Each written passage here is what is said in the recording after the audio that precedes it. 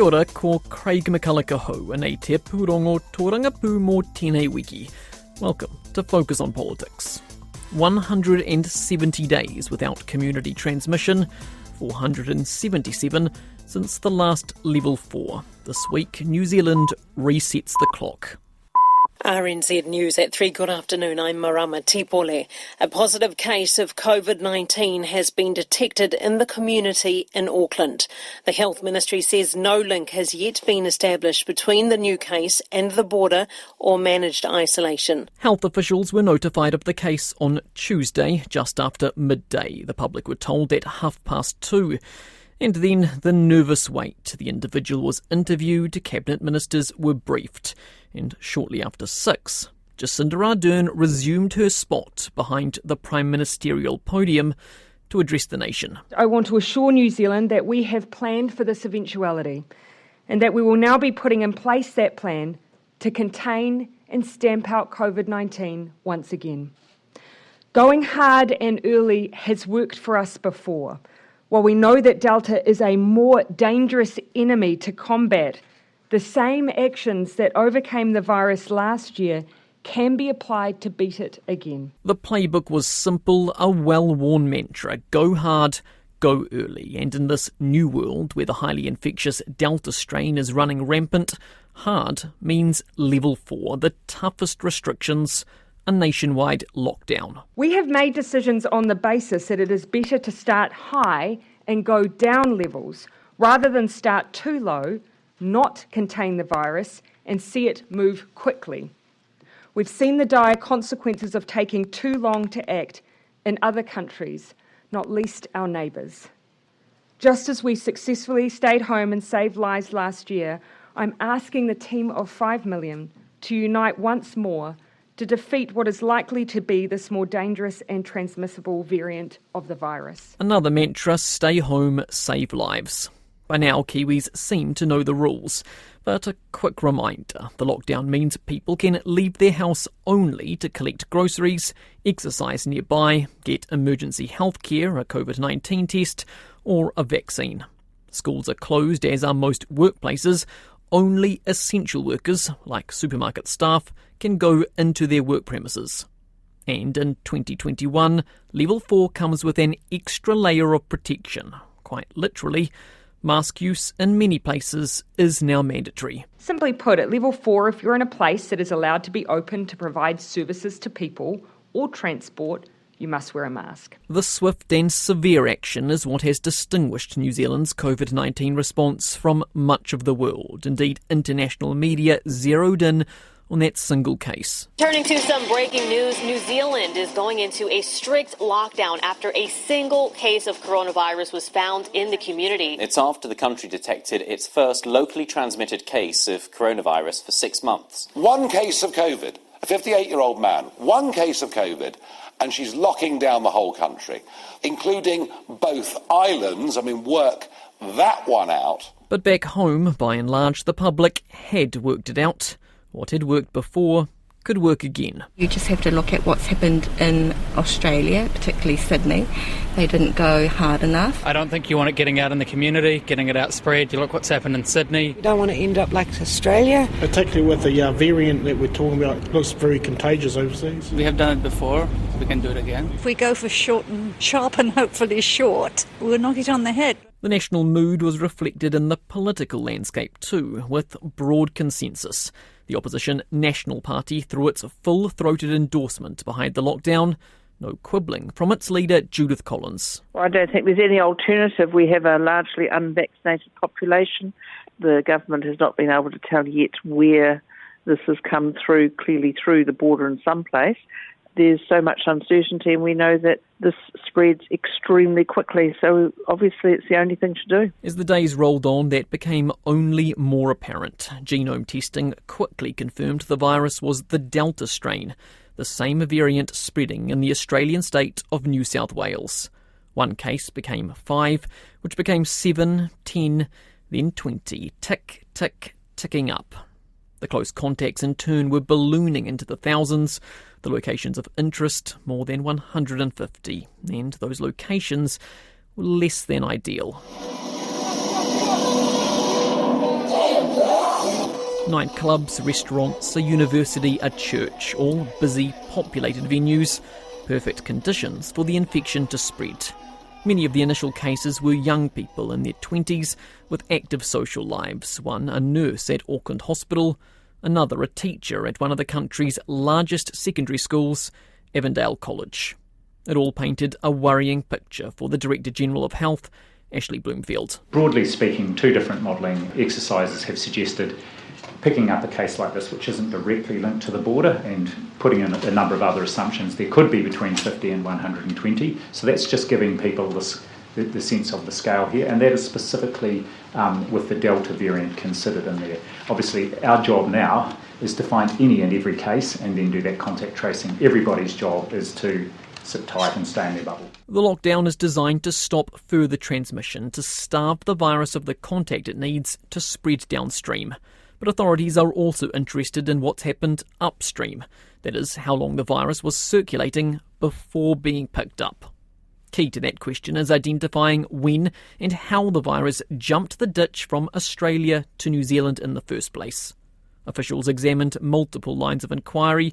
By Thursday, they'd zeroed in on the most likely suspect, a so-called patient zero. Today, we believe we have uncovered the piece of the puzzle we were looking for. That missing piece, a Kiwi traveller recently returned from Sydney, currently in Middlemore Hospital. Genomic sequencing shows they have a near identical strain of the virus as that in the community. Officials are confident. Very, very close, and they've put it to me that they would say roughly 90%. It's about as close as you can get. The individual arrived on August the 7th, the Saturday, and went into managed isolation at the Crown Plaza Hotel. 2 days later, they tested positive for COVID-19 and were shifted to the Jet Park quarantine facility. On the 16th, this Monday, they were shifted to hospital. Based on the timeline, officials believe the virus most likely escaped during those initial days at the Crown Plaza, while there it also infected 3 others at the facility who were in the room next door. We are chasing down every possible point at which this individual had contact with others and just seeing if we can analyse every single element of that to see if we can find where this occurred. That means testing and retesting all staff at both facilities, reviewing camera footage and keycard information to try uncover how this individual passed on the virus to someone else. For now, the search for that outstanding link continues.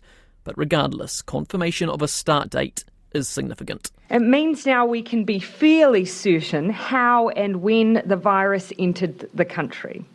And that based on timelines, there are minimal, possibly only 1 or maybe 2 missing links between this returnee and cases in our current outbreak. An array of experts applauded the new information, but all concluded it was not enough to ease restrictions. Scientists and modellers lining up to say the lockdown must continue. It's too early to say at the moment that other parts of the country are in the clear.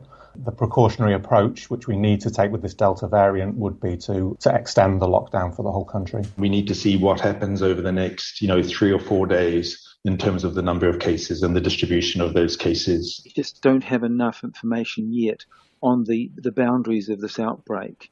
And one key bit of information is whether infected people people got infected and then left Auckland. And Friday brought confirmation that was indeed the case. The virus had escaped Auckland's borders and made its way to the capital. The total number of cases linked to the outbreak had jumped to 31.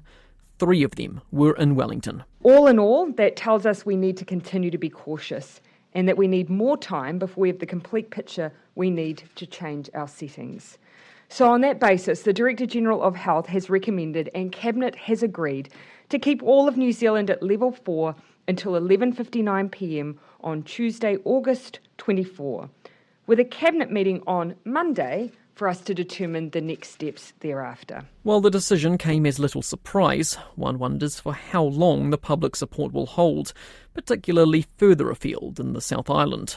Patience is certainly fraying in other areas, and political consensus slipping.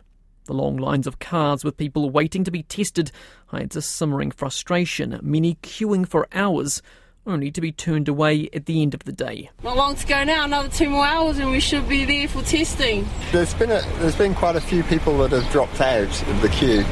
and I would guess that that's probably because of toilet breaks. There's nowhere to go. National's COVID-19 response spokesperson Chris Bishop says the government has had months to devise a better way of prioritising people by now. I had an email last night from someone who got a ping at 9:30am saying, been at a location of interest, please go and get tested immediately and then self-isolate. They did exactly the right thing. They drove straight away down to the local testing centre. They got on the queue at 9:42. At 7:15, the testing centre closed and they hadn't been tested. So they were there all day. And these are people who are required by law to get a test. So we need a better way of prioritising people who are required to get a test versus those people who have just got a sniffle and, who are doing the right thing. Don't get me wrong, they are doing the right thing by getting a test, but you would say they're obviously of lesser importance than people who have been in a location of interest. Many people have been doing the right thing and have encountered long wait times at our testing stations.